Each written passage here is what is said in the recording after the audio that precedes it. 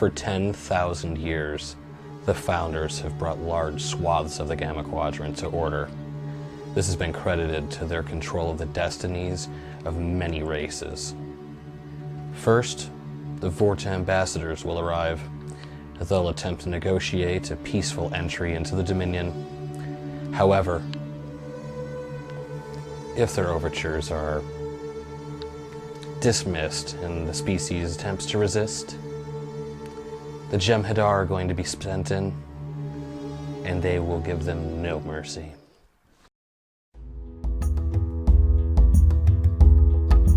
The Vorta first made contact with the Dozai in the 24th century.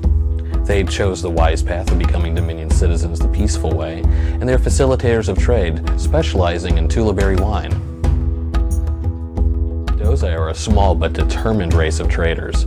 Native to Dozai, a Class M planet which orbits an M-type red dwarf star. Their population is about 1.5 billion individuals. The capital city of the Dozai Confederation is known as Relixor D. Later, the Dozai introduced the Karma to the Ferengi as they were unable to keep up with the large demands for shipments of Tulaberry wine. It has been noted that the Dozai are a slightly reptiloid species, similar to how the Cardassians are, but their features are much closer to traditional humanoids. They do paint their faces in bright red, white, blue patterns to signify some kind of significance in their culture, which was not explored completely.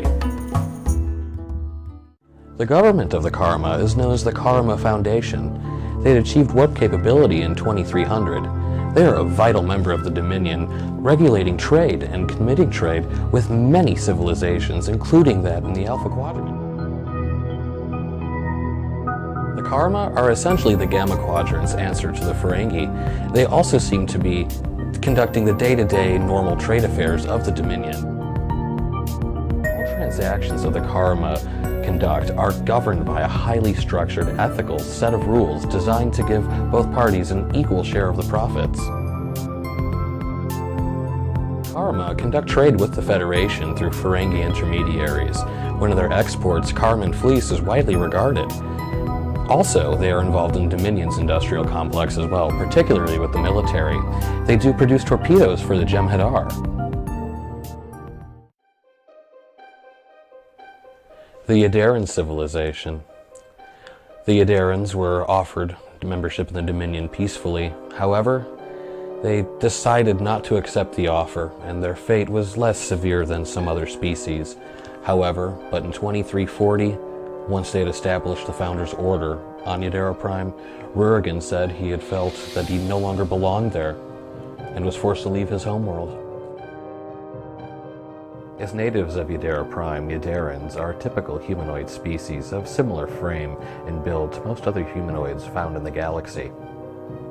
The male Ydarans wear a headdress-type garment, while the females have their hair in an updo.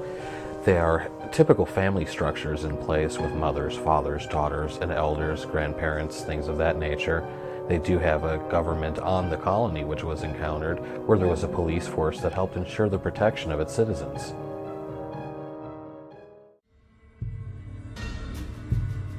The Tarogarans. Peaceful envoys were undoubtedly sent. The Vorta ambassadors came back to the Founders saying that, well, they're not going to join peacefully. So, the Jem'Hadar were sent in, and the Tarogarans and their civilization were overthrown. There's very little information known about the Tarogarans, as they were only briefly mentioned by the Skria. What is known about them is that they hail from the Tarogaran system, which is a trinary system. There are 3 stars, consisting of a Type M, Type F, and Type G. Their homeworld is known as Tarogaran Prime, and their species achieved warp capability in the year 1570. The Vorta ambassadors, despite their best efforts, sadly were unable to negotiate a peaceful entry into the Dominion of many species. The Jem'Hadar were needed to make them acquiesce to the demands of the Founders. Here are their stories. The Skria, a small race of farmers, they were conquered by the Tarogarans in the 16th century. However, one day the Tarogarans decided to resist the Dominion's overtures, and they were overthrown by the Jem'Hadar. The Skria, now freed from their former enslavers, were now able to go search for their new home, Quintana, referred to in their sacred texts as being just on the other side of the Eye of the Universe. The Eye of the Universe could be the Bajoran wormhole. The Alpha Quadrant's first contact with the Skria occurred in 2371 when a ship commanded by Hanik passed through the Bajoran wormhole. It had sustained damage during the crossing, and they were rescued by the crew of Deep Space Nine. Skrian physiology is very similar to most other humanoids encountered throughout the galaxy. However, their distinguishing feature tends to be their skin. It has a bumpy type texture and has a tendency to flake off, much to Quark's dismay. The females are typically much taller than the males. As a matriarchal society, the Skrians practice polygamy. The females assume the leadership roles as the males typically fight with each other too much. Their language was considerably difficult for the universal translator to decode, taking some time before it was able to lock onto it and transfer it into English successfully. After making first contact with the Alpha Quadrant, the Skrians were looking for their new home, Quintana, when they learned about the plight of the Bajoran people and of the Northern Peninsula's condition after the Cardassian occupation. They had requested the provisional government to allow them to settle there in an attempt to help repair the land. The Bajoran government was very, very touched and considered it very heavily. However, they were concerned that if there was an ecological disaster or the crops failed, they'd be obligated to step in to help the Skrians, while at this point the Bajorans were barely able to take care of their own people. The Federation was nice enough to let them settle on Draylon too. However, Hanik, their leader, she expressed sorrow that it wasn't Bajor, that it was going to be Quintana.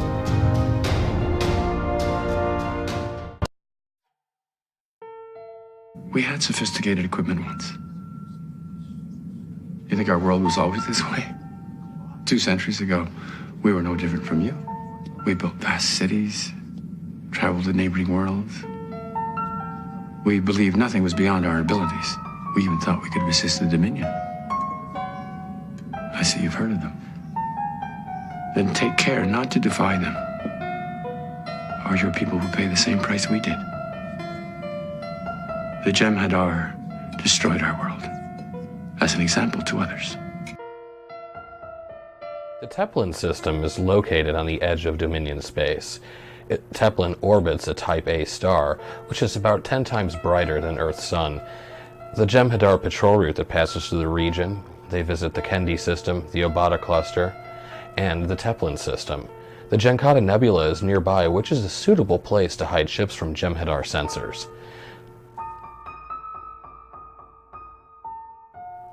In the 200 years since the Jem'Hadar attacked and infected the Teplins with this virus, their society has reverted to pre-industrial levels. Hospitals became places to die. To this day, the region is still patrolled by the Jem'Hadar, and when they engineered this virus, the Vorta doctors made sure that it would be extremely difficult, if not impossible, to cure. The electromagnetic radiation from medical instruments and advanced technology relegated them to 18th century technology. Dr. Julian Bashir and Jadzia Dax arrived with Major Kira in orbit of Teplin.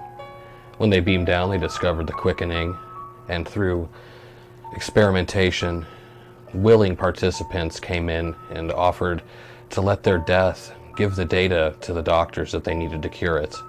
Unfortunately for the Teplins already living, this cure wasn't going to be able to help them, but every child born from that point forward, as long as the mother was inoculated, would be free of the blight. Their civilization will be allowed to recover.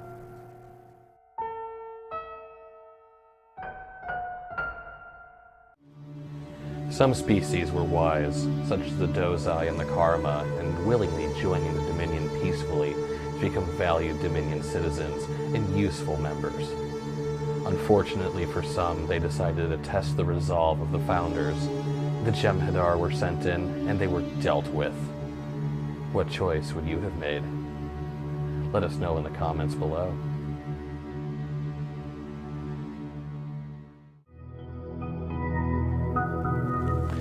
Thank you for enjoying another episode of On Subspace. Please consider paying tribute to the founders at their Patreon page so they may continue to bring order over the chaotic fandom of Star Trek.